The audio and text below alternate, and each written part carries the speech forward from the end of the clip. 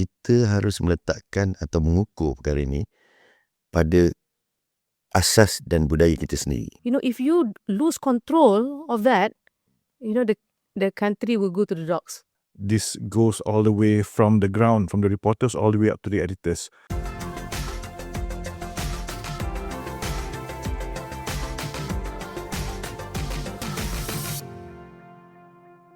Hello everyone, welcome to a very special episode of Beyond the Headlines, the go to space for the top stories that made the headlines and more. I'm Amalina Kamal. Dan saya Fahmi Tajuddin.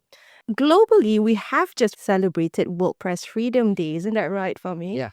We've been looking at how we have progressed over the past decades, but of course, as it is where we stand, depending on who's reading, watching, or listening, Malaysia itself has dropped 7 places to 95th position in the World Press Freedom Index by Reporters Without Borders. Now, that's the indication given by RSF itself. Ya. Dan pastinya kita melihat kepada angka 95 itu, penurunan daripada tahun 2025, kita di tangga ke 88, 2024, 107, 2023, 73. Lola, ada yang berpendapat berkenaan dengan angka ini, memperlihatkan satu indikator di mana industri media negara tidak kukuh dalam menepani cabaran. Betul atau tidak, itu yang kita nak kena tanya dekat kita punya panel of guests kejap lagi. Dalam masa sama juga kita ingin melihat bagaimana ekosistem industri media negara pada hari ini. Adakah angka itu sekadar angka ataupun sebenarnya cerminan realiti di bilik berita dan lapangan? Kita nak kupas berkenaan perkara ini. Sudah tentu kita tak boleh nak shot sendiri. Betul. Tak boleh nak berdua saja, kena bercakap dengan, kita bawa 3 sekaligus. 3 sekaligus. Dalam studio pada ketika ini, barisan kepimpinan Jabatan Berita dan Hal Ehwal Semasa Media Prima. Kita bersama dengan Encik Azhari Muhyiddin, atau lebih mudah saya panggil Abang Long je lah. Bang, yang merupakan Group Editor for News and Current Affairs Media Prima, dan Farah Karim, our Media Prima Deputy Group Managing Editor for News and Current Affairs. Welcome, Farah. Thanks for having me. And next to Farah, we have Najmuddin Najib, News Straits Times' very own Associate Editor. Welcome, Naj. Although for this particular sit down, you're on the other side of the sofa usually. Right the other side, yeah. But it's great to have everybody here, of course. I think when we speak about, press freedom, the reality of it all is that you cannot look at it from a lens that is very narrow, tak boleh sempit. Because what we want to understand is that each and every locality has their own framework and has their own restrictions. And this is where we want to ask our movers and shakers of the industry how they navigate that, right? Dan pastinya soalan yang kita nak tuju, kita buka perbincangan kita ni dulu, kita nak tanya kepada Abang Long. Okey bang, angka 95, apa cerita dia dan apa maknanya kepada industri media negara ni bang? Okey, terima kasih Fahmi and Lola. Okey, first thing first, saya rasa kalau dilihat dari segi angka itu, memang itu adalah realitinya. Tapi pada dasarnya, saya rasa itu kita tidak boleh menjadikan asas ataupun pengukur bagi kita sendiri, negara kita sendiri, Malaysia. Sebab bagi saya, setiap negara mempunyai acuan tersendiri. Dia mempunyai budaya tersendiri, mempunyai amalan tersendiri. Tapi bagi saya di Malaysia ini, kita harus meletakkan atau mengukur perkara ini pada asas dan budaya kita sendiri. Iaitu di mana kalau dilihat dari segi asasnya, kita harus memastikan bahawa setiap laporan yang kita terbitkan atau setiap penulisan yang kita hasilkan perlu berteraskan kepada 3 elemen ini tadi, kan? Iaitu budaya, dari segi ekonomi kita, dari segi masyarakat majmuk, kan, berbilang kaum yang ada di negara kita, kan? Jadi itu antara asas yang saya rasa perlu diambil kira untuk mengukur paras di mana kedudukan kita sebenarnya.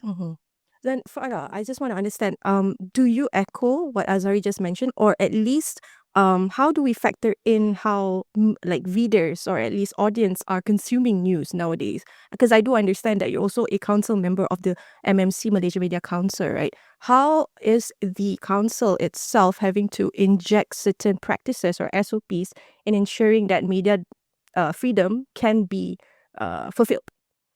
Okay, thanks Lola. Let me go first to the RSF report. Right, I was actually given one of the questionnaires. I was one of the respondents, and the questions were totally fair. And you have to remember also that of the 5 segments, right, the first 2 was the one that brought us down, mainly the economic aspect of how media houses are faring, the socio-political situation for the industry. So how MMC sees moving forward lah, the report came out and we are all aware of it now, but how do we move forward from here? The Malaysian media industry has to be protected. It doesn't have a shield that should have been present from many years ago. Our IPs are being stolen every day. People are saying that, oh, we don't consume traditional media anymore, so we are more into social media. But this social media, they don't need a lot of resources like we do. TV, we have hundreds of people working for TV. We have reporters, 30 reporters on any day being sent to the ground to get the facts right, to get true stories direct from the horse's mouth. And when it goes to social media, some content creators just pick up the stories and they need the eyeballs, they sensationalize the stories, and people go there to read, not entirely knowing whether it's true or not, know. Of course, we know exactly the formulas to get the numbers. You put a sexy headline that's sensational, people will click. Just enough to read the heading. Yeah. But we have a greater obligation to the country, to the industry, that maybe you could say that it shackles us a little bit, but it's for the greater good. So these are the responsibility that we happily take, because we believe that it will ensure longevity, it will ensure trust in the long run. I don't buy it that people are just saying for the sake of saying, we don't trust the media. Yeah. What is it that you don't trust? You trust the social media? Because statistics suggest otherwise. People are coming back because the noise in social media, they don't know what's true anymore. Right? That's why, for instance, TV3, right? If you look at the format of Bulletin Utama, with the exception of their exclusives, their Aduan Rakyat, which is very, very popular, but you don't see them going beyond what was covered at 2 o'clock. You still see the news at 8 o'clock. People say it's old news. No, it's not, because people come to TV3 to watch Bulletin Utama to get confirmation whether it actually happened. Or they go to nst.com.my, beritaharian.com.my, or any other, legit media houses out there in the industry. So the trust is coming back. We must get this clear. Malaysian media, we are bound, we are guided by a lot of open laws. We all know, what binds us. Yep. And let's not even talk about ethics. We subscribe strongly to media ethics. We know we do not say Melayu pukul India. This is not just now, with social media, the growth of social media content creators. This was from those days, from decades ago, from our first group editor, from our first news editors. We report based on facts. That I'd like to follow up on that, because MMC, as it is right now, is working on the code of conduct, or at least have already, but having to push it out and having to ensure that all media institutions practice this. But there are arguments saying that why do you need to self-regulate yourself, because it's contradicting with your fourth estate, especially. Okay, you cannot, brush the whole industry with one brush lah, or one color. When I say industry, people have somehow lumped together social media news with the media, your traditional media. So actually, what I was saying just now, habis sebenarnya, we are bound by this media, but social media, they're not. Okay, all these issues yang you're hearing, that they're clamping down on media content creators, news content creators. But for legit media houses, I think there's been 3 cases over the past year, where the cops, the MCMC actually dealt directly with the media houses, in even the journalists. But the problem is not with local media houses. The problem is with social media content creators. So I just came from this Hawana forum that was held in conjunction with Hawana 2026. There were, to quote the deputy minister, this year alone, they got a report of about 400 plus. Can't remember the figure that was she quoted, but it was close to 500. And the majority of them are not, from the local media industry. It's social media content creators. Why? Because they're not there. They just pick your content, give it some twist, depending on who the audience is. They will skew the story to suit their audience. And then the minute they get a negative comment, right? The negative comment, and then all the other comments will be negative too. And this is what they want. This is what they like. They like the attention. They like people debating on their social media. But for us, we are very responsible. We understand what 3R means. Okay, 3R I don't think is entirely unfair. But sometimes you can pull the brakes a little bit. But we understand. Malaysia, the makeup of this country is like no other in this world. It's so sensitive. It can be very strong. It can be so fragile. If you lose control of that, the country will go to the dogs. We cannot allow that to happen. This is our social responsibility that we carry at the expense of getting the kind of hits that everybody wants. It's okay. We will go slowly, build on trust, and we will thrive. Setuju? Yeah, I agree. Itu yang saya cakap pasal budaya tadi. Itu kaitannya dengan budaya. Supaya that's why bila kita cakap pasal budaya ni, setiap negara mempunyai asas budaya dia sendiri. Jadi kita tak boleh ikut acuan apa yang di sebelah sana atau di luar negara lakukan. Itu akan boleh merosakkan keadaan situasi dalam negara bila laporan itu terlampau menyerlah dan tidak ada batas undang-undang ditetapkan. Sorry, Fahmi. You see, you touch on the Media Council. How do we come in? So, Media Council ni, kita tak ada enforcement powers. But we have direct access to media houses, the media owners, the unions. So, if we will serve as a buffer. So, before this, it was 3 cases that I mentioned, right?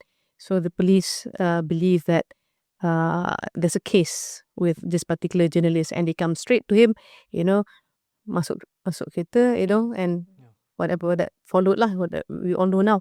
But if the Media Council, through a proper structured system, mechanism, stand in between, let's talk. Okay, where can we meet in the middle? Do you you don't have to slap on the handcuffs for offense that you think at the end of the day, kalau they release, dia punya reputation, the company's reputation, and rebuilding trust. Because at the end of the day, we have to remember the media ni yang support nation building. Why? Over things yang kita boleh settle. We are not asking for special treatment. Never. Because we respect the law, we understand the law. But unnecessary, heavy-handed approach pada media ni, it can be very damaging. Right. When people lose trust in the media, it doesn't serve anybody any good. And it doesn't serve the administration of the day as well, right? I think we will talk about the crackdown on journalism and journalists as a whole. But I think for me, it's not always that we have all these bosses on the hot seat, right? And we do appreciate that you've entrusted us on the other side of the room here to have throw out all these questions. Hanya yang berani duduk untuk tanya bos dia. Okay, saya nak tanya kepada Nash berkenaan dengan ranking 95 tadi. Bagaimana you punya reaction awal untuk tengok adakah benda ini memberi kesan kepada cara wartawan, pengamal media bekerja di lapangan? Saya jawab bahasa Inggeris ya. I don't think so because I think if we were to read the report, I think as what Farah had said previously also, this focus on 2 things. Number 1 was the economy, right? Economic and also social, right? Yeah. So I think as far as reporters go, these are not things that they're particularly concerned with. Their primary concern is keeping true to the facts, upholding your journalistic principles, and also ethics, and making sure that the story is correct and responsible. Tu je, So, and I think this is something that has not changed over the years in the Malaysian media landscape, at least when it comes to legacy media and traditional media. This goes all the way from the ground, from the reporters all the way up to the editors, those who write the stories and those who clear the stories. The primary responsible is maintain your responsibility, maintain your adherence to the code of ethics, and that is it. They're not distracted, or rather we are not distracted by the rankings or perception. This is not Right. an So issue dia for tak us. valid lah bagi kita pengamal media untuk tengok angka 95 tu ataupun naik turun dia pun. It's a good reminder though. Yeah, I'm not saying it's not valid. I'm just saying that it's not our primary concern. Because our primary concern is to the article and how well and true we can do it. Right. Nudge, actually, you mentioned something very interesting here because the approach for, especially for legacy media, right, the perspective, or at least the approach, is a bit different because we carry a lot of responsibilities, a lot of weight when it comes to our predecessors, right, and having to continue in this fight for the truth here and having to deliver just that, facts. But we open the question to Azhari as well. Do you think resource planning and revenue dependency shapes what we write, what we report, what can be covered? Okay, that's a good question. I don't think so. Because when we're talking about, bila kita bercakap tentang press freedom, kan, so saya rasa itu bukan satu asas untuk mengatakan bahawa setiap bahan yang kita tulis itu perlu mendapat imbuhan atau perlu mendapat sesuatu yang saya rasa untuk menggalakkan kita menulis. Sebenarnya menulis ini adalah satu karya, adalah sebuah karya. Bila kita menulis, maknanya setiap yang kita tulis itu berlandaskan kepada fakta, berasaskan kepada apa yang kita rasa sometimes. So bila kita menyediakan suatu bahan atau satu story itu, ia juga memerlukan kepuasan diri kita. Kepuasan diri kita. Itu setiap kali kalau saya waktu sekarang juga saya wartawan, tapi waktu sebelum ini, waktu saya menjadi wartawan, setiap apa yang saya tulis adalah berdasarkan kepada fakta yang kita terima, dan kita adalah media arus perdana dan kita harus memegang pada konsep itu, dan tidak ada pihak yang boleh menekan atau memberi input yang kita rasa tidak menepati apa yang kita ingin hasilkan, karya yang kita ingin hasilkan. Jadi saya kurang bersetuju bahawa kalau dikatakan setiap input yang kita berikan itu memerlukan so-called. Right, understood. Allow me to now pass this question on to you as well. Okay. The three of us, we are career journalists. Azhari has been around for 36 years, 38 years. So this is my 25th year. And Naj, he's been around for more than 20 years. Okay, we were journalists. We started as rookie journalists, right? So we are fierce defenders, fierce protectors of journalism, right? We understand journalism. So when we became editors, now group editor, but still, as long as when you bring me your stories, it's airtight, it observes all the tenets of journalism, the things that you learn in school, fair comment, there's no malice in you writing that story, there's the right to reply. Someone, if observed, there's no stopping us from running the story. If I try to poke a hole in your story, you better make sure, as a journalist, your byline is there, yes, but when they sue the company, they sue the group editors, you make sure your story tak bocor. Understood. Kalau bocor, I will can the story. Or you rework it until you get it right. Then nobody can question, even if it's about questioning the government of the day. If that is our role, we're the fourth estate. I mean, it sounds cliche, but we are the fourth estate. We're supposed to dig up dirt. We're supposed to right the wrong, and we're going to continue doing it. We have to do it. For the sake of the country, we do it. But when you do it right. Dia ada formula yang you have to follow. You can ikut tu. Sampai you are sure that your story is airtight, and you give the minister or the CEO the right to reply, we run the story. You don't get sued. It's a story of public interest. Everybody wins.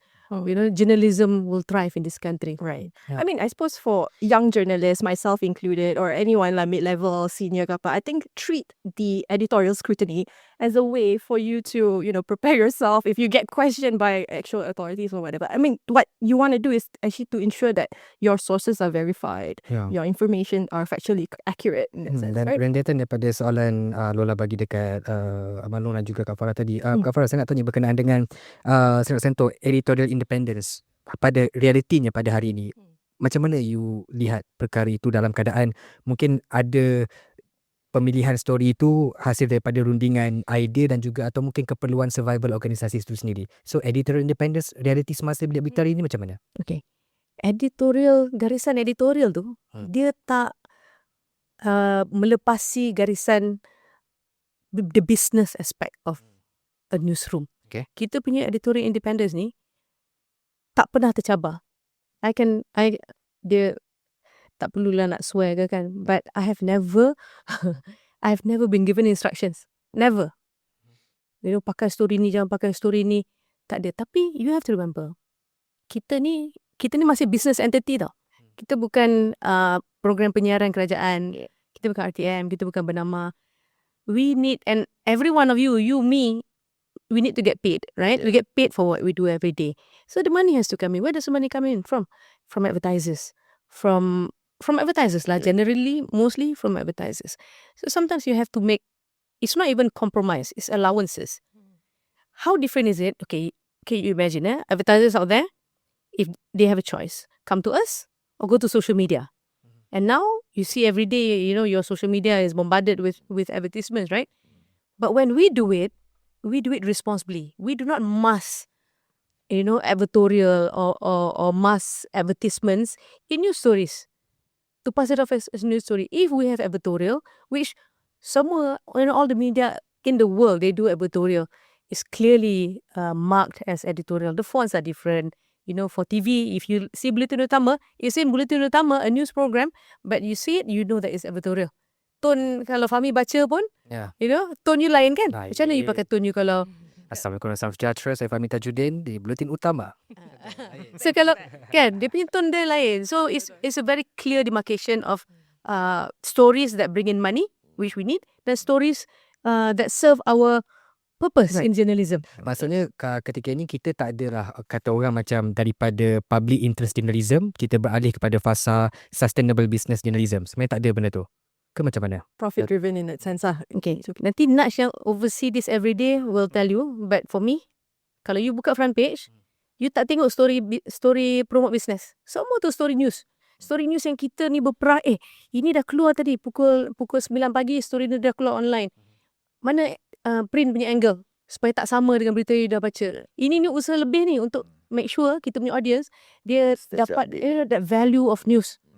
Tak ada at different story altogether. So perhaps we can give our audience that sort of picture, right, in terms of how to add value to the respective mediums that we use. Maybe we go with Naj first.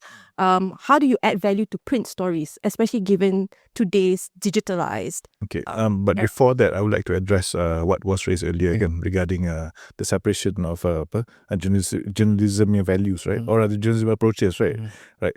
I think those are two separate things. I think those of us in the media are capable of drawing that line between what is something that we do for advertisers and something that we do for our own integrity and also for public messaging lah, kan.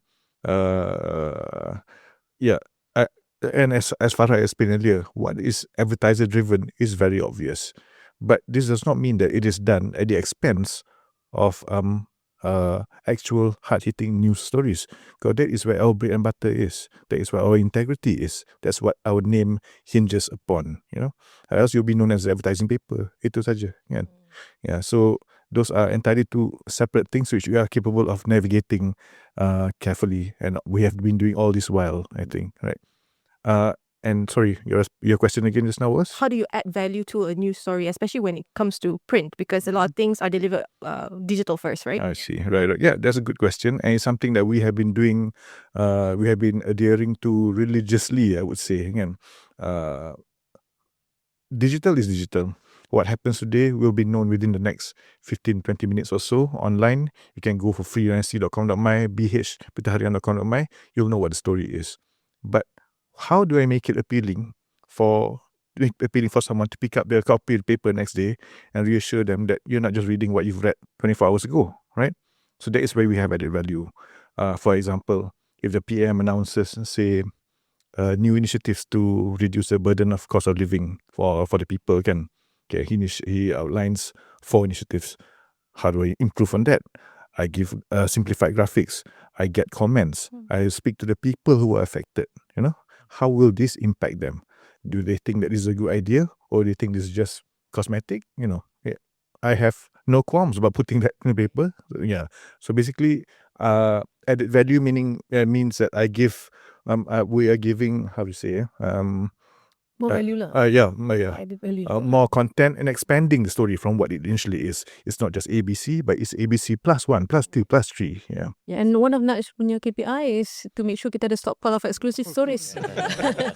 Yeah. Well, and then your KPI would trickle down to, of course, your subordinates lah. I mean, the only reason why I asked that question is because I want to understand, do pursuits in the newsroom today actually is reflective because of digital performance? Oh, you gotta hit certain target, so the story would sell in that sense, right? So that was my reasoning for asking that question. Now I want to ask Azari as well, like dari segi TV pula, macam mana kita view sesuatu berita itu that can be delivered better for a visual audience? Okay. Okay. Kalau kita cakap dari segi TV lah, because our prinsip visual is king. So I think kalau dulu TV lah, visual is king, but now online pun dah ada dia punya own video, setiap kali ada story tu kan. So kalau bagi saya visual itu amat penting, dan dekat sini juga kita juga memerlukan peranan pihak seperti MMC untuk membantu kita, sebab ada kalanya kalau saya boleh cerita sikit, imbas sikit, ada kalanya visual yang kita keluarkan kadang-kadang mendapat komen negatif ataupun mendapat bantahan dari pihak berkuasa lah. Ya, kalau boleh saya sebut sikit, contohnya contoh kemalangan maut melibatkan antara pemandu mabuk yang melanggar seorang penunggang motosikal. Visual yang kami keluarkan adalah di mana kenderaan itu melanggar dan lelaki itu melambung tinggi, jatuh di atas kenderaan. Dan visual itu kami dah blurkan. Tapi dari segi SOP-nya, kita dah melakukan satu yang betul lah, maknanya kita dah blurkan visual tu. Tapi masih kelihatan subjek yang terbang dan jatuh atas rombok. Dan itu menyebabkan dia trigger kepada pihak berkuasa MMC untuk memanggil kita atau mengeluarkan surat amaran supaya kita tidak mengeluarkan. Bagi saya mungkin itu satu sebahagian daripada SOP. Tapi dari segi sebagai stesen TV, saya rasa benda itu mungkin boleh diberi kelonggaran sikit. Bukan kita nak menunjukkan ataupun mungkin dia memberi impact negatif pada keluarga mangsa atau memberi impact negatif kepada pihak lain. Tapi bagi saya, ia juga perlu ditunjukkan bahawa bila lelaki yang melanggar itu di-charge kepada Akta 302 kanun keseksaan dan membawa kepada charge membunuh, maknanya saya rasa kita perlu menggambarkan kepada netizen, kepada penonton, bahawa itu adalah kejadian yang berlaku. Sebab mungkin akan timbul persoalan daripada netizen bertanya, kenapa kemalangan itu membawa kepada Akta 302? Kan? Apa yang berlaku sebenarnya sehingga menyebabkan dia di-charge membunuh? Dan visual itu menunjukkan, boleh membuktikan bahawa itulah keadaannya sebenarnya, dan ia akan membuka minda netizen untuk memastikan bahawa itu keadaannya. Jadi bagi saya gambaran atau visual itu amat penting, dan sekarang bukan TV je, semua platform digital dan menggunakan video untuk menunjukkan satu gambaran. Dan mungkin di pihak digital atau online punya news ni dia lebih open lah berbanding kita. Ya. Dan abang cakap dalam konteks TV ni, abang tak rasa macam Okay, misal katalah kita ada teguran daripada agensi-agensi tertentu berkenaan dengan penggunaan visual yang kita pakai, terlampau visual dan sebagainya. Abang rasa ada competition tak bila let's say kita tidak gunakan visual itu, tapi kalau dekat media sosial, rata-rata rakyat boleh akses video yang tak sepatutnya kita pakai dekat TV tu. Jadi abang ada rasa a bit of competition The kan? virality is already taking place. Tapi then we want to further dampen our delivery of news. Ya, But you're into this standards. Betul. Yeah. Saya rasa memang dia sedikit sebanyak memberi kesan lah pada kita sebagai stesen penyiaran, di mana sebenarnya asasnya niat kita adalah menunjukkan sesuatu yang perkara yang perlu kita tunjukkan, dan itu sepatutnya menjadi contoh ataupun tauladan bagi penonton untuk melihat dan memikirkan baik dan buruknya. Tapi mungkin sekarang ni media sosial telah mainkan peranan yang lebih penting, ya, maksud saya lebih besar, di mana apa yang keluar di TV itu dijadikan bahan, kan, untuk menghentam. TV3 buat macam ni, TV9 buat macam ni, keluarkan, boleh pula TV3 ni dah jadi macam ni. Tapi apa yang keluar di media sosial yang mendapat tontonan, mungkin di TV ni tontonan penontonnya di kalangan generasi 20 hingga 50 atau 60 tahun, tapi di media sosial ni lebih terdedah kepada golongan yang di peringkat umur yang lebih rendah. Jadi sebenarnya perkara ini perlu dilakukan di peringkat media sosial, bukan di TV. Sebab di TV ni saya boleh beri jaminan, macam Farah kata, kita mempunyai etika tertentu, kan? Etika itu kita jaga, dan kita sebagai media harus peranan mempunyai garis panduan yang ditetapkan oleh kerajaan. Ada SOP dia, ada peraturan yang kena ikut, tapi bukan di media sosial. Jadi saya rasa perkara ini perlu dipertimbangkan supaya peranan media arus perdana ini diperluaskan lagi dan diberi sedikit kelonggaran supaya kita dapat menyebarkan maklumat yang lebih tepat. Macam Farah kata tadi, kita menyebarkan maklumat yang tepat sebab kita beretika. Jadi saya rasa MMC lah, saya rasa perlu membantu kita untuk menyelaraskan mungkin SOP-SOP yang tertentu. Ya. Boleh dikaji. Ya. So actually, just nak sambung sikit pasal dia petik Majlis Media Malaysia. Kita dalam rangka untuk menyenaraikan tambahan pada etika yang sedia ada. Because etika ni dah lama diguna pakai, tapi ada keperluan untuk memasukkan elemen-elemen baru. Contohnya sekarang ni dengan akta kanak-kanak, adakah you boleh pakai gambar kanak-kanak yang tengah happy? Okay, cerita gambar kat sekolah celebrate SPM results. Ya, yang ni semua bawah 18 tahun. So boleh tak? So setengah orang kata dia boleh selagi parents dia okay. Macam kita dapat dia punya parents. Kita punya window untuk tutup cerita tu pendek. Atau kalau kanak-kanak bawah umur cerita, contohnya na'udzubillah kena rogol, kita memang tak pakai. Itu semua kita faham. Tapi masih ada area kawasan yang masih sama-sama. Contohnya yang macam ni. Itulah yang saya kata tadi, masalahnya bukan dengan media arus perdana, media legacy media, media yang berdaftar dengan Jabatan Penerangan Malaysia. Kita faham etika. Masalah dia ada di luar sana. Okay. Kita faham kan, law ni, undang-undang, legislations are meant to be deterrent. It's a deterrent. Kalau you tengok visual yang melambung atau motor, kena langgar oleh orang mabuk tu, you akan faham, kejap lagi dia akan kena charge. Kejap lagi dia akan kena reman. Most likely akan kena charge. Lepas tu akan jatuh hukum. So visual tu penting untuk support the story. Apakah yang dilakukannya? Kalau tidak, bila orang very visual, dia tak boleh nak connect the dots. Kesalahan ini boleh menyebabkan hukuman ini.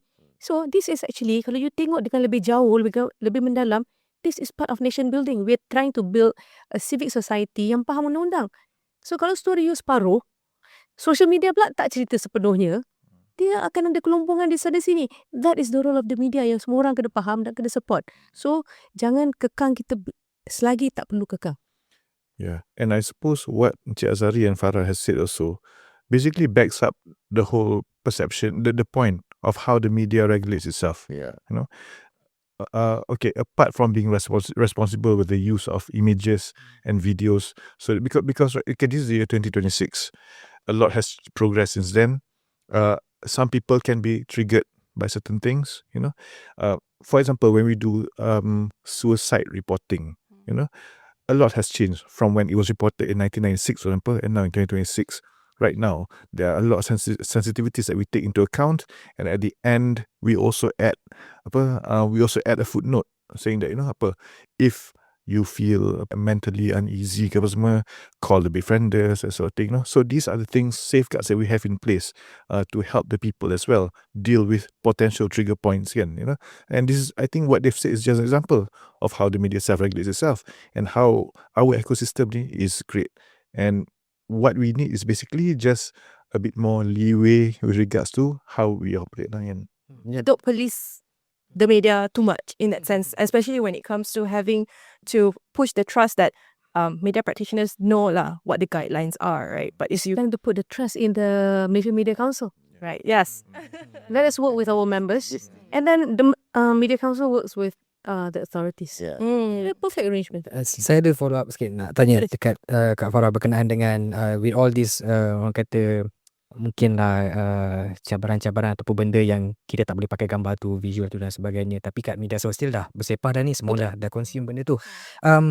Adakah di situ dah wujud dah orang kata trust deficit dalam kalangan audience? Bila dia tengok macam news dah tahu dah diorang takkan main gambar ni, diorang takkan tunjuk video ni, you buka lah dekat Facebook ke apa, semua dah ada. Because the general perception that mass media is already too editorialized. It's not as raw as it gets. Yang tak suka. Tapi saya rasa kalau macam the general public, they understand the role of traditional media. Kita ada responsibility. Dia akan fikir, okay, pasal contohlah the victim's family. Kalau they're not the victim, they I want to see the face of that guy when he was mid-air, right? But what about the daughter? What about the wife? Dia tak nak benda tu. So social media ni, they don't care, right? But for us, the layer of the thought process tu is immense. So we have a lot of things to consider. It's okay. We pick our battles. You go. You want to do that, you go ahead. MCMC might deal with you, but we are bound by our ethics and we're fine with it. But at the end of the day, the trust, people will still come back to us. Ini bila, you know, when you are cited by the law, social media, then you make noise.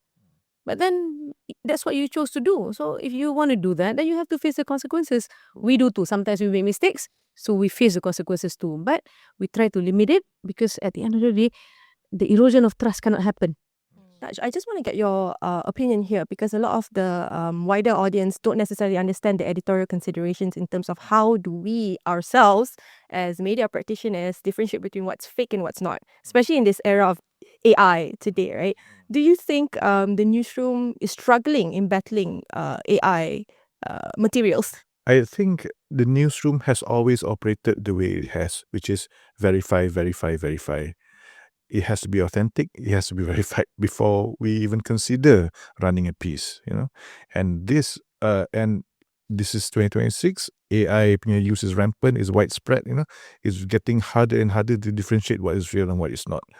But I think that with all these technological advancements, this is what is making the role of the mainstream media, traditional media, all the more important, you know, because we have become a reference point. We have become the batu asas, frame of reference kan, for what is real and what isn't. For example, kalau orang kata, okay, there's a building in Jalan Kelang Lama that roboh or something, and somebody shows a video of it collapsing, you know, okay, it's going viral everywhere. It's on TikTok, it's on Instagram Reels, whatever this is sort of thing. Where are they going to check it? They're going to come back to us and see, really? Did this happen? And this is a role that we play. We check, no, it did not happen. This is from footage from Beirut in 2006, for example. This is how important the role of the media is. Yeah. Tapi Lola, kalau I boleh tambah, sebenarnya bukan media sosial, yang open media sosial ni yang sebenarnya banyak memanipulasi isu. Kadang-kadang media sosial kita punya official media sosial, contoh Bulletin TV3 online hari ni kita keluarkan sebab benda ni baru berlaku.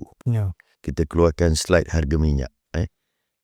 Ron 95 kekal, Budi 95 kekal, 199.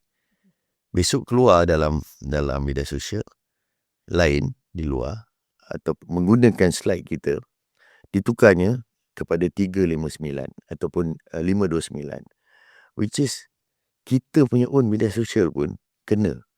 Kan netizen ni terlampau kreatif, dia buat semua benda tu. Tapi at the end of it, macam Nas kata, dia akan refer balik ke dalam berita utama. Begitu juga dalam digital online NST, BTH, Harian Metro, dia akan refer balik kepada print. Kan? Sebab itu yang tak boleh diubah. Kan? Itu yang tak boleh, itu fakta yang tak boleh diubah.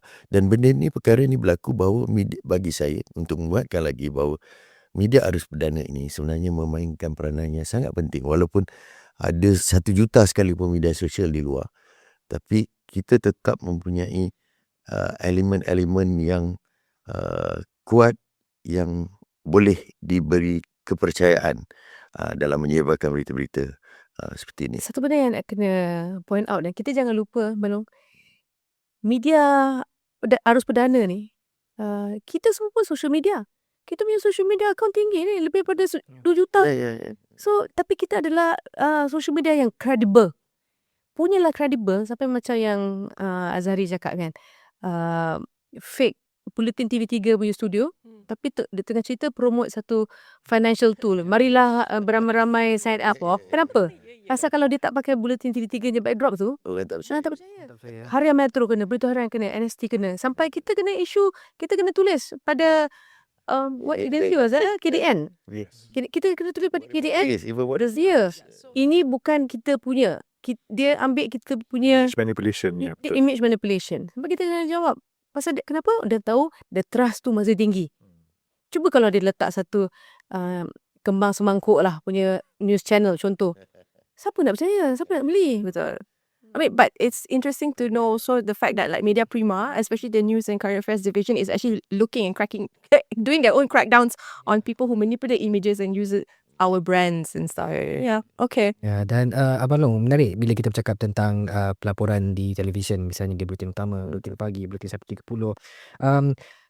Ada cabaran bila kita cakap tentang AI seperti apa yang you sentuh tadi, di mana kalau kita tengok beberapa bulan kebelakangan ini, konflik Asia Barat misalnya, kita nak verify the visual berkenaan dengan kalau ada visual viral di platform Twitter, X dan sebagainya, kita nak verify sama ada itu betul-betul yang sah, legit ataupun AI punya visual. Itu pun dah kira jadi satu cabaran untuk bilik berita TV3 misalnya, untuk tengok macam mana Abang Long view perkara ni.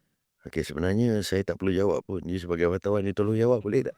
Kalau saya sebagai sejujurnya bang, kalau saya bila setiap masa kita nak buat story berkenaan dengan isu konflik di Asia Barat, kita jadi this is stress tau, sebab you nak verify Because we're not there locally. Yeah. Okay. We trust our wires enough lah. Betul.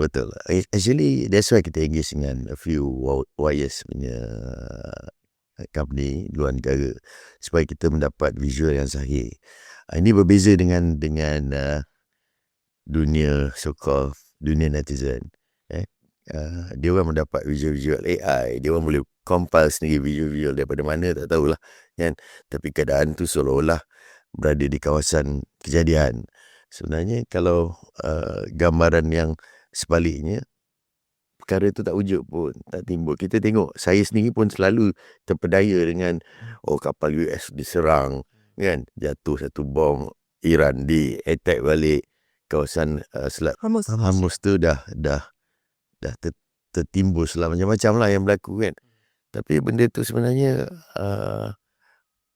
tidak berlaku, dan kita sebenarnya mempunyai sumber-sumber visual yang kredibel, di mana that's why kita terpaksa membayar jutaan ringgit untuk mendapatkan sumber-sumber sahih ni, visual-visual ni, yang daripada contoh lah, yang kita ada beberapa rangkaian channel antarabangsa yang kita jadikan sumber sahih. Dan kalau visual itu bukan visual asli, dia orang kena bertanggungjawab lah. Macam mana audience nak tahu sama ada itu asli ataupun tak asli? Adakah sebab kita tak mainkan visual tu atau macam mana? Sebab saya ambil contoh ada kononnya visual tu lah berkenaan dengan tahanan Palestin didera oleh rejim Zionis. Dah viral semua, post dekat Instagram, IG story dan sebagainya. Sampai dah jadi movement at that time untuk promotekan benda tu. Apa peranan kita untuk beri jawapan ini palsu? Oh, bagi saya asas dia senang lah. Tengok bulletin utama lah. Tengok channel TV kita. Kan kalau visual yang kita keluar tu adalah visual yang sahih. Maknanya kalau bulletin utama tak keluar visual tahanan yang Fahmi cakap tadi, didera dia apa tu, bukanlah tu. Macam Azari kata, kita punya perbelanjaan untuk syndicated services ni, Reuters, AP, AFP, berjuta ni. Bila kita run dekat for NSTP lah, dia run dekat social media dia. Kita buat short video untuk ceritakan benda tu. Ni adalah datang daripada Wires ni punya journalist on the ground. Siapa yang ada dekat situ? Journalist ni lah.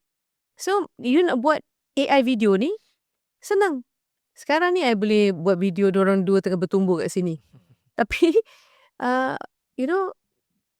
Wires takkan ada story tu.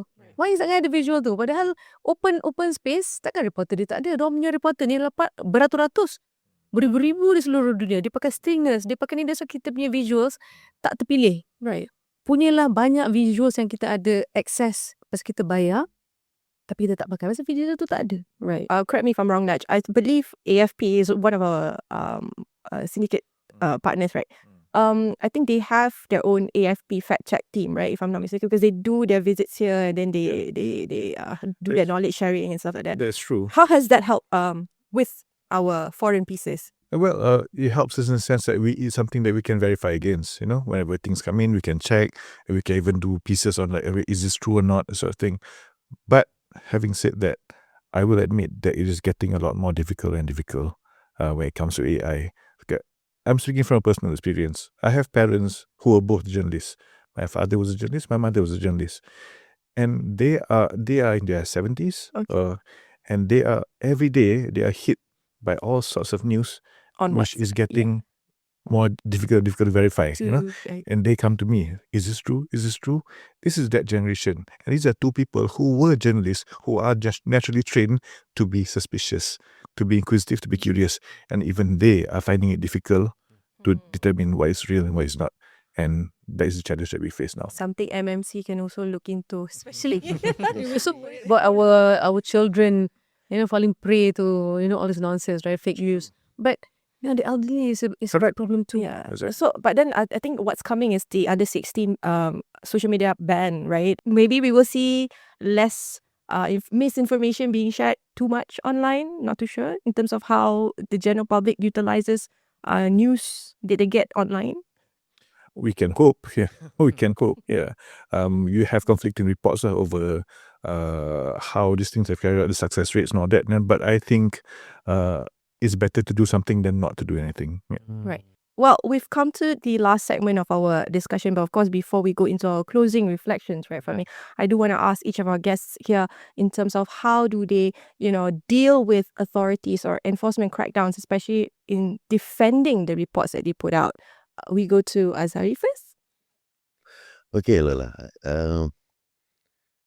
I ada experience lah yang terbaru di mana sebelum tu saya nak ucapkan terima kasih lah pada kerajaan, especially MCMC yang telah menyediakan garis panduan dan sentiasa sedia berbincang dengan kita mengenai beberapa perkara yang berkaitan dengan isu lah. Dan saya nak share juga satu pengalaman saya. Baru ni saya ke MCMC untuk menjawab persoalan mengenai harga minyak. Di mana slide yang kita keluarkan adalah 199 tapi diubah oleh netizen kepada 529. Jadi itu menyebabkan kita dan apa yang dibuat menggunakan AI itu telah seolah-olah menjadikan ia adalah elemen yang benar-benar dikeluarkan oleh Bulletin TV3. Sedangkan kami dah keluarkan yang awal dan satu laporan polis dah dibuat dan kita, seperti biasalah kita dipanggil ke MCMC untuk diambil keterangan mengenai perkara itu sebab diletakkan mungkin di bawah akta penyebaran maklumat palsu. Jadi kita dipanggil memberi keterangan dan saya rasa perkara ini perlu diperluaskan lah. Perlu diperluaskan kepada media sosial juga. Di mana kita terima. Kita beri penjelasan apa yang berlaku. Kita buat laporan polis mengikut peraturan undang-undang yang telah ini. Tapi saya rasa perkara ini perlu diperluaskan kepada media-media lain juga agar semua pihak dapat menghormati peraturan itu dan tidak menjadikan platform media sosial sebagai platform untuk mengeluarkan sesuatu yang boleh menimbulkan kemarahan, membangkitkan emosi, rasa tidak puas hati, mencetuskan situasi perkauman dan sebagainya.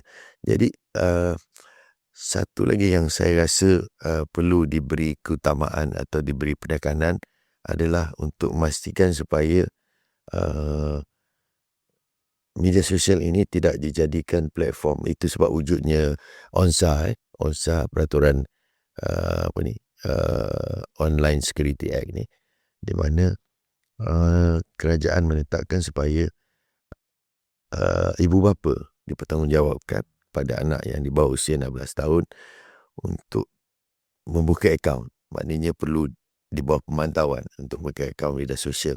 Itu saya rasa satu benda yang baik, sebab media sosial ni selalu memberi impact yang tidak semua, tapi sedikit sebanyak ada memberi impact yang negatif kepada ni. Well, the harm is from every angle, especially, I mean, the loopholes are bigger. Ya, Okay. betul. Farah? Okay, so dalam kerjaya saya sebagai wartawan ni adalah 4-5 kali kena record statement. Ada yang 6 jam, 7 jam. Sebab awak wartawan akak. Dulu saya muda. So, okay. Dia ada satu benda yang I kena point out lah. Kalau you understand the concept of journalism, right, the principles behind journalism, what journalism students learn from, the first year in universities, at their tertiary education, the right to reply, you kena faham, you have to understand your journalistic ethics. And one of the things that we were taught, never reveal your source. Okay, that is one thing that no journalist can accept, because once you reveal your source, you cannot be a journalist. The trust is not there. It will follow you till the day you die. So, but I think out of that many times that I was called in, at least 3 times, the only question that was asked of me was, who's your source? So I was like, oh God, please let this end here, because if I go to jail, I have to go to jail. I have 2 kids, but I can never reveal my source, no matter what happens. So because that's where you get stories. There's no malice though. You have to understand, when I wrote the story, you can investigate me for 1 month straight and you will not see malice behind that story. It is about pointing out the wrong. But the focus should have been, rather than who my source was, How do you perfect the system? Or how do you- exactly. Yeah. What was it that you were trying to point out in your story? Okay, let's look at this. How can we change this? That's our role. And let's work together. Okay, you brought this to light. You brought this to the surface. Okay, let's work on this. And then, but when we do good, we change the system. Can you write as well? So, of course, there's a closure to this mess that we're highlighting. Itu salah satu lagi peranan MC untuk membawa. Yeah, that's why we need to be I agree to with be as a buffer to explain, because some people don't understand. Macam investigators, dia tak faham. How do we expect them to understand journalism? One of the oldest professions in the world. Yeah. Second, Apart from, I wanted to say, but okay. but you have to understand the principles behind journalism, what we stand for, who benefits. There are a lot of things to understand, but you have to learn it. That's why this healthy relationship. Journalists are close to the cops. Journalists are close to all enforcement agencies, aside from the crime boys, crime girls, the group editors. Even I am close to the enforcers because we deal directly. Crime story cells. So these are the relations that we've built over the years that will make life easier for both of us to understand each other. It's also a way for us to get that right of reply almost immediately. Like they trust you enough, right? We need more of that. Quick response. Yeah. That's the soft skill that a journalist needs to have. Yeah. Right. And pressure will come in all shapes and forms and all directions. Most recently, we had an article. No, we had a request. Let's say a request. A very persuasive request from I won't say VIP lah. This person who was actually detained. No, was basically picked up and questioned by the police for his alleged involvement in a money laundering scheme. All right, this person was not happy that we reported it. No, and basically sent a very strongly worded near correspondence, saying that the reputation has been damaged, has been smirched, that sort of thing, identifiers, all that. But we stood our ground. We did not retract the story because we know that what we did was right. We did not identify this person by name. We did not identify this person by company. There were no identifiers possible. As far as we're concerned, we played by the book. Yeah. And it's very important for a journalist to know what is right and what is wrong and to stay within that line. If you know the do's and don'ts, you will not go wrong. And in this case, yeah. But in that particular case, I suppose that individual outed themselves by reaching out to say that. True. Yeah, but Dutch was nice enough not to write a story on that. Attempt to bury that story. So, all's good. So that's the ethics we were talking about at the day, right? Yeah. Kita pun dah nak di penghujung untuk episod kali ini, tapi kita nak tanya satu soalan kepada semua guest kita. Pertama sekali kepada Abang Long, apa mungkin citra-citra harapan untuk industri kewartawanan ni bang? Okay, kongsi sikit. Okey, saya sebenarnya 38 tahun saya bekerja ni. Saya bertugas sebagai wartawan lah until now. Walaupun saya bukan asasnya sepatutnya menjadi wartawan. Saya sepatutnya menjadi arkitek. Okey. Boleh lagi pindah rumah tu. Boleh. Sampai lagi bang, hebat lagi kalau nak jadi. Saya rasa dunia kewartawanan ni macam Farah kata tadi adalah satu perjuangan lah. Satu perjuangan which is kita memperjuangkan sesuatu for the nation. Maknanya kalau kita ni tidak mempunyai etika atau tidak mempunyai prinsip atau tidak mempunyai ketahanan, kita tak boleh menjadi seorang wartawan. Even mungkin dalam orang kata tentera, polis mempunyai peranan dia tersendiri kan, tapi kita sebenarnya mempunyai peranan yang lebih besar. Sebab peranan kita ini sama ada boleh membantu menaikkan sebuah negara dan juga boleh menghancurkan sesuatu. Kalau orang kata dulu seorang wanita boleh menggegarkan dunia, yang menggoyang buayan boleh menggegarkan dunia. Begitu juga seorang wartawan. Sebenarnya seorang wartawan yang baik, dia akan mempunyai satu prinsip, satu etika, satu matlamat, iaitu for the nation. Kalau Kak Farah pula macam ni, sebab Kak Farah kita boleh lihat sebagai antara the leading lady in our industry sekarang ni. Saya boleh bagi title tu sebab Lady. the lady sebab you macam Humbled. the best journalist of our time juga sebenarnya. So macam mana you punya Earlier I said movers and shakers. harapan you? I had no idea you view me that way, but thank you. You're too kind. Anyway, I'm very hopeful for the industry. I think the industry will continue to thrive. Probably it won't be as good as 20 years ago. Dengan social media, the internet, and then now AI, everybody is simplifying our stories. But we hold that trust. Our journalists, our new journalists, 5 years from now, they're going to go out there and find true stories, good stories. They're going to continue digging up dirt. They're going to continue bringing it up to the surface. They will continue holding power to account. Somebody has to do it, and it's just the job of a journalist. Can you imagine a young journalist, right? Just joined NST 3 months ago. She can pick up the phone with his directive, call, contoh lah, like an example, call Menteri Pertanian, right? Datuk Sri, boleh tak share with us your plan for proses penanaman semula sektor ini, sektor sekian kerana kita sedang mengalami masalah ini. Dia boleh pick up the phone and make that call, then the minister, most likely he will respond. Yeah.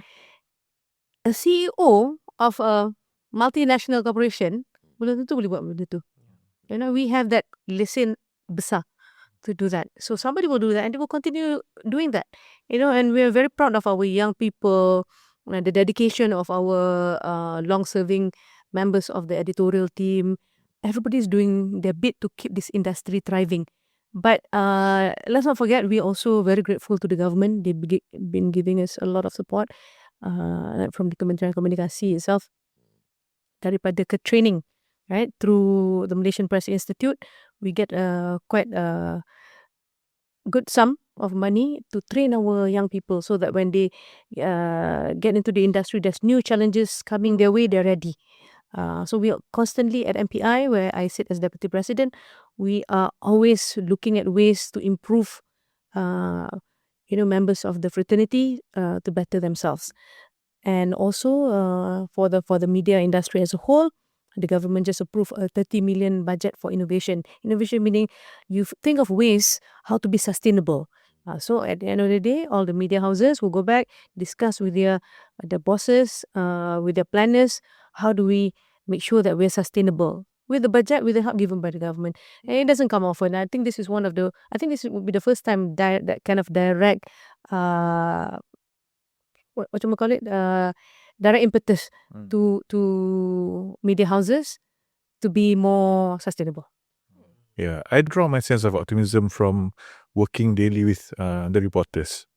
The reporters are different from those in my day, where I just go in, cover story, come back, file story, and that's it. And now I'm looking at them. These are early 20-somethings, who basically go out, do a story, send a flash within the first 10 minutes or so, send a complete story within the next half an hour, pacak a tripod, camera, do a stand-upper, come back, do graphics, think of added value for print the next day. These are all stuff that they do on their own. And this could not be possible without guidance of a strong team of editors, and also without training that is provided as well. Again, and another thing that I draw a lot of positives from is the mindset of the readers themselves. Right now, you have a growing shift into not just accepting what you see, but also questioning, is this true or is this not? And I need to verify. So I'm very heartened by this sort of progress lah, and I think that it can only spell better things for the Malaysian media landscape lah. Right. Kadang-kadang itu lebih baik menjadi karyawan, menjadi wartawan daripada menjadi hartawan. Love. And we end on that particular. Just to give an example, in Media Prima itself, we're multitasking. Everybody's double-hatting. Like Lola herself, she does producing. She writes for the newspaper. She writes for the website. And now she's hosting. So Swami, he goes to the ground. He looks for stories and visual editor. They're multi-talented. So for young people interested in journalism, make sure that you prepare yourself, because you just can't be master of one area. You have to be able to multitask, like all-rounder lah. But also a little bit of I feel a side fun fact here to our audience that don't necessarily know, because I think what you see here today is one sort of collaboration in terms of not just being one another or working in silos, because of course Media Prima, especially the news and current affairs division, we are all one family in that sense, because of course we are trying to emulate ourselves as a super newsroom sort of environment here, right? So you have Fahmi who frequents Buletin Utama. Ya, dan juga penggabungan lah di orang kata TV, digital dan juga print kita. Betul. Bawah satu bumbung. Itu menjadikan kita antara bilik berita yang Pertama di Malaysia, Super Newsroom Di Asia Tenggara. di Asia Tenggara. TV, print dan juga digital. Dan inilah hasilnya. Inilah hasilnya, kita menggabungkan semua di bawah satu, orang kata, podcast yang kita bincangkan berkenaan dengan asalnya indeks kebebasan media sedunia. Tetapi kita yakin dan percaya di Media Prima sendiri, apa sekalipun angka ataupun indeks, nawaitu kita tu, niat kita tu adalah untuk melaporkan perkara yang tepat dan juga inklusif kepada anda semua yang sedang menonton. Yes, betul. And of course, we want to thank our distinguished guests here. Of course, Azari Mohidin, thank you so much for being here on Beyond the Headline. Thank you, Fahmi. Farhan Askarim, thank you so much. Boss. Thank you. And Najmuddin Janjit, my other boss as well. Thank you so much. Thanks. Satu ayat lagi lah. Yeah. Korang memang the best. Learn from the best. Yes. Thank you so much for allowing us this platform. My name is Zamalina Kamal. Dan saya Fahmi Tajuddin. Terima kasih kerana setia menonton. Kita jumpa lagi.